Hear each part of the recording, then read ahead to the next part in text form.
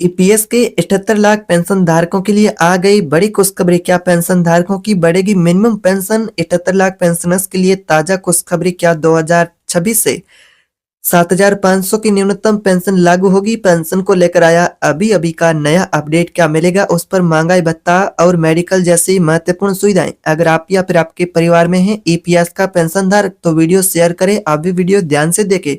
और क्या वित्त मंत्रालय ने इस पर अंतिम निर्णय ले लिया है? अगर आप भी ईपीएस पेंशन योजना के तहत पेंशन प्राप्त करते हैं या फिर आपके परिवार में ईपीएस का पेंशनर है तो ये जानकारी आपके लिए बहुत ही अत्यंत आवश्यक महत्वपूर्ण है। सरकार ने आखिर अब पेंशन पर गहराई से क्यों विचार शुरू किया है? आइए जानते हैं ताजा अपडेट को। ईपीएस के पेंशन धारक है तो वीडियो ध्यान से देखें। अभी अभी की ताजा अपडेट है। सरकार की तैयारी शुरू। पेंशन की बढ़ोतरी को लेकर आई बड़ी खुशखबरी। 78 लाख पेंशनर्स को मिलेगी राहत। नए वर्ष 2026 से पहले सरकार ने ईपीएस पेंशन धारकों को दी बड़ी खुशखबरी। उनके लिए राहत की पहल आ चुकी है। क्या आपके लिए अपडेट रहेगी? सूत्रों के अनुसार श्रम मंत्रालय ने पेंशन में बढ़ोतरी के प्रस्ताव पर औपचारिक समीक्षा आरंभ कर दी है। इस प्रस्ताव में न्यूनतम पेंशन को 1,000 से बढ़ाकर 7,500 तक करने की बात कही गई है, जो कि पेंशनर्स की प्रमुख मांग है। यानी कि यदि यह स्वीकृत होता है तो इससे करोड़ों पेंशनर्स है, लाखों ईपीएस के पेंशनर्स हैं, उन सभी को इसका महत्वपूर्ण फायदा होगा। सम्मान का नया अध्याय खुलेगा। लेकिन प्रस्ताव अब किस विभाग के पास है? आखिरी इतना समय होने के बाद भी अभी तक पेंशन में बढ़ोतरी आखिर क्यों नहीं? प्रस्ताव कहां पहुंचा है? आइए जानते हैं। जानकारी के अनुसार श्रम मंत्रालय ने यह संशोधित प्रस्ताव वित्त मंत्रालय को भेज दिया है। अब वित्त मंत्रालय पेंशन के प्रस्ताव का मूल्यांकन कर रहा है, समीक्षा कर रहे हैं। और यह समीक्षा 3 पहलुओं पर आधारित है, जिसमें कुल लाभार्थी, पेंशनर्स की संख्या, पेंशन का वार्षिक बजट और लंबे समय में संतुलन। क्या ईपीएफओ बोर्ड इस बढ़ोतरी की सिफारिश की है? यानी कि ईपीएफओ बोर्ड ने इस बढ़ोतरी की सिफारिश की है। ईपीएफओ की क्या सिफारिश है? जी हाँ, ईपीएफओ की central board of trustee CBT ने अपनी हालिया बैठक में सिफारिश की है कि न्यूनतम पेंशन बढ़ाई जाए। लेकिन अभी तक इसको लेकर क्या वाकई लागू की जाएगी? इसको लेकर फिलहाल आधिकारिक अपडेट क्या है? तो यहाँ पर आपको बता बोर्ड का यह तरह की वर्तमान की पेंशन है जो वर्तमान में महंगाई के हिसाब से बढ़ती महंगाई और जीवन यापन की लागतों के अनुसार अपर्याप्त है।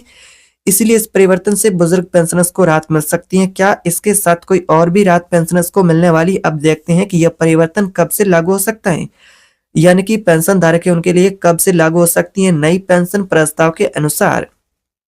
यदि सब कुछ नियम अनुसार चलता है तो 1 जनवरी 2026 से नई पेंशन दर आपके लिए लागू देखने को मिल सकती है। यह तारीख अनुमानित है क्योंकि अंतिम निर्णय कैबिनेट की स्वीकृति पर निर्भर करेगा। हालांकि विभागीय तैयारी को लेकर संकेत मिले हैं, अभी आधिकारिक घोषणा को लेकर नहीं। लेकिन सरकार के सामने चुनौतियां आखिर क्या है और पेंशन का प्रस्ताव आखिर लंबे समय तक लटका हुआ क्यों है?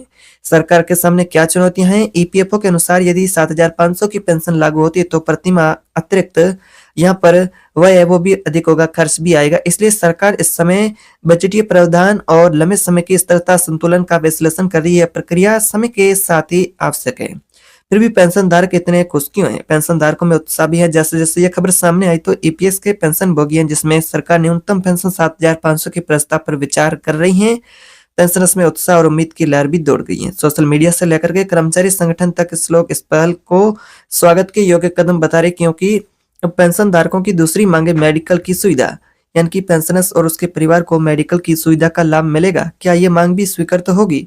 मेडिकल सुविधा पर क्या विचार है? श्रम मंत्रालय के अंतर्गत ईपीएस पेंशनर्स के लिए, जैसा कि पेंशन धारकों के लिए यह मॉडल सीजीएचएस या फिर ईएसआईसी जैसे जो मेडिकल की सुविधाएं जैसे कि उसको लेकर भी चर्चा हो रही है, जिससे बुजुर्गों को स्वास्थ्य सुरक्षा से जोड़ा जा सकता है, सुनिश्चित की जा सके।